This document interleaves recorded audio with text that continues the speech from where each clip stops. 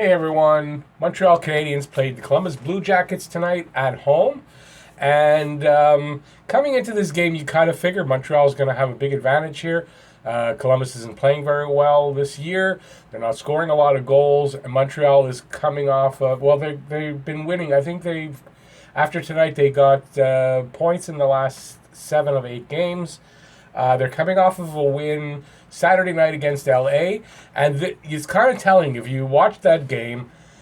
They didn't play very well in the first period. Well, at the beginning of the first period, they came on and scored some goals in that period and then let LA come back a bit and made it a closer game than you would have liked.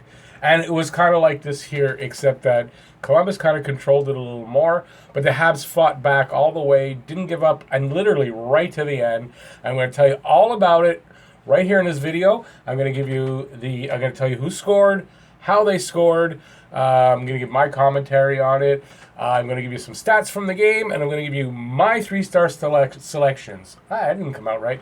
And that's all right here at Talking Habs, the home of Habs hockey, where everything's dedicated to the Habs and all things hockey. So if you would like to get more content like this from my channel, go down there to subscribe and ring the notifications bell, and that's going to get you your daily fix of Bleu Blanc Rouge. And while you're going down there to subscribe and do that, leave any comments you may have about the game, about the video, about anything you'd like in the comment section below. So like I said, coming into the game, you're going to figure Montreal's got a big advantage here. They've been playing well, and they should have a pretty good game here. It's not what happened.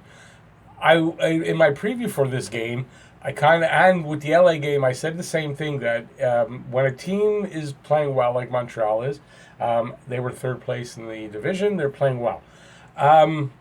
If you overlook a team like this a little bit, or you play down to their level, bad things happen. And you could lose the game. You could have what happened here tonight happen. And I don't know if Montreal played down to them. I don't know if they overlooked this game looking to the next game. But Columbus surprised everybody, I think, tonight. They came out, they played well. The first period, Montreal didn't look very good. They looked a lot like they did in the first 5 minutes of the LA game. Columbus outshot them in the first period, and they scored the only goal at 16:46. It was a goal by Eric Robinson. I live streamed the first period, so I didn't write down exactly how the goal was scored, but it was from right in the center of the slot. He beat Price with a pretty nice shot. And you can see the play develop that something bad was going to happen. So that the Habs were like only so-so in the first period. They were outshot by Columbus, 15-12. So Montreal 12 shots, Columbus 15. Columbus had 2 power plays, though, in that period. And Montreal was able to kill them both off. So that's a good thing. The PK was pretty good tonight. So Montreal just couldn't get on track in that first period. And with that late first period goal, things aren't looking great. So you go into the second period now. Let me take my book up here so I don't have my head down so much. So there were a couple penalties by Columbus in the second period. So Montreal did not connect on those, so they went 0 for 2. So their power play wasn't great tonight. There was no scoring in that period. Habs played a little better, starting around the midway point of the period, and I guess of the game at that point, but still nothing to show for it in that period at all. They didn't have much flow to their game as far as passing didn't seem to flow tonight. They got a little bit of pressure in the other zone, but it wasn't, nothing spectacular. It's a little pressure, but they didn't really make much of it. Shots on goal in that period were 13-11 for Montreal, so they're starting to come back a bit on the shots, almost even at that point. And like I said, 0 for 2 on the power play. So in the third, starts out now, Canadians score a goal here. Early in the third at 3:27, Galley, he gets the puck in the neutral zone, and he just races straight for the net. He crosses the line, maybe about 10 feet in, he fires a shot that seemed to go off of a defender's stick and sort of come up and bloop down. They had a view from it that was like right behind Galley. I don't know how they get these shots, but you could see the puck. It was like a blooper. or like a knuckleball in baseball. So kind of fluttered in, and it dropped on Elvis. Elvis was in this, and it went through his legs, and Habs come back. So now it's tied up. 1-1, you figure hopefully this is going to spark them. So it was Galley, his eighth from Mete and Weber. And you figure it's going to spark them, and it doesn't really. You know, they're playing about the same. They're playing even with Columbus, and it's kind of frustrating. And, yeah. So now this is the killer. You figured this is the killer. At 18:07, Werenski allowed to come in on the left side all alone. And he gets the pass, and he beats Price with a wrist shot. So it's Werenski's fifth from Nash and Atkinson.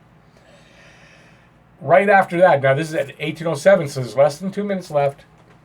I almost wrote game over. But, you know, I was going to write that because it seemed like the game was over. I was pissed. But, you know, Montreal has a way of coming back and fighting right till the horn blows. So I didn't write game over, even though I felt like it was. And I'm glad I didn't write it, even though it wouldn't make a difference. But because at 19:19, so with 41 seconds left in the game, Habs are pressuring in the offensive zone. The puck is being sort of passed around. Suzuki gets the puck. He gives it a short pass to Dano, who bounces it right back to him. But that short pass sort of throws everybody over towards Dano and away from Suzuki. It gives him just enough room to move around and where he is and find Tatar across ice, open, alone. He feeds a pass, a beauty through the slot, and Tatar just basically one-times it into the open net. So a beautiful feed by Suzuki and a really nice one-timer by Tatar. Makes no mistake about it. We're tied up, and who would have thought, because I was really sure this game was over. And who would have thought? So now we know we're going into overtime. Although there was a bit of a scare. Columbus had the puck in the Habs zone for the last 15 seconds, but nothing happened.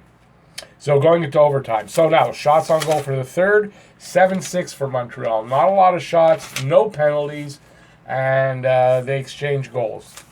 Montreal gets 2 goals. Columbus 1. So now we're in overtime. At 1:32 in there, Mete takes a holding penalty. And the funny thing why I laugh about that is because when I do my but I don't know if you can see this. I put a little here. It's got power plays. Montreal.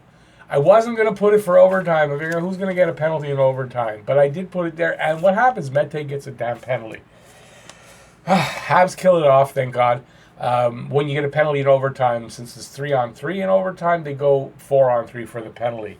Once the penalty's over, they come out. It was 4-on-4 till the whistle blew. Anyway, nothing happens in overtime. There's some shots. Mostly Columbus gets 3 shots. Habs get no shots. And Montreal killed the power play. So now we go to the shootout. In the shootout, Montreal sends out Byron. Not that he misses, but he doesn't score. Atkinson doesn't score. Although, if I'm correct, Atkinson had Price beat around his skate, and it bounced off the post and out. So thank God for that, because they could have won it there. Well, Drouin comes up next, and he scores through the 5-hole. Really nice little, not a deke, but a little stick handling play. Boom, into the 5-hole. Nyquist comes up, misses. Cousins misses. Bjorkstrand. Price saves it, and Habs win the game 3-2. Now, I called the game 4-2. I missed it by 1 goal. Somebody out there in one of the comments called it 3-2. I don't remember who the name was. But whoever you are, if you're watching, you got it right. Okay, so a few stats, not that much. Shots on goal, 35-32 for Columbus. Face-offs, Montreal won face-off percentage, 55%. Power plays 0-for-2, Montreal 0-for-3. Columbus, the other ones don't matter. Montreal is now 10-5-3. They have 23 points, and they are second in the Atlantic. Florida has 23 points, but they have less wins, so they're third. Toronto, Montreal has a game in hand on Toronto, and Toronto, I think, has 22 points. And they got some problems. Marner looks like he's out for a little while with that ankle, so not very good there. So 3 stars of the game. If you lasted this long to get my 3 stars of the game. Number 3, I'm different than what the NHL page had, but number 3 for me with that beautiful pass to tie up this game It was a beauty, and he deserves third star for it, is Nick Suzuki. Nick Suzuki, third star. Second star, a guy that got it going for Montreal in the scoring, is Brendan Gallagher. I still say I think his hand is a little bit sore, but I don't think it's anything to worry about because he's got a goal and he's out there playing, so I wouldn't worry about it. And Petrie looked really good now. Petrie, too, I thought might have been a little hurt. And of course, first star, Carey Price for that beautiful. He made some really nice saves. Price is really on his game. The last 3 games since that, I forget now who they played before Philadelphia, but since that Philadelphia game, Price has been amazing. So if he can keep that up, things are going to look good for Montreal because he's really on his game. And I'm glad they didn't play Kincaid. They needed the points here. And yeah, so there you go. There's my review of the game. If you like this review, please give it a thumbs up. That's down there. And while you're on the way down there to give the thumbs up, just go over to the side and there's a subscribe button. And you can hit the notifications bell. If you haven't subscribed and been notified or hit the notification bell already, why? I don't know. What are you waiting for? Just subscribe. Okay, sorry about that. And that'll get you all my videos. And your daily fix of Bleu Blanc Rouge. And the next game is on Friday. It's against Washington at home. No, in Washington on Friday. Then they're at home on Saturday. Off the top of my head, I don't know who they're playing on Saturday. So it's back-to-back games Friday, Saturday. And I think that's it. So go Habs, go. And I'll see you next video. Thanks for watching. Bye, y'all.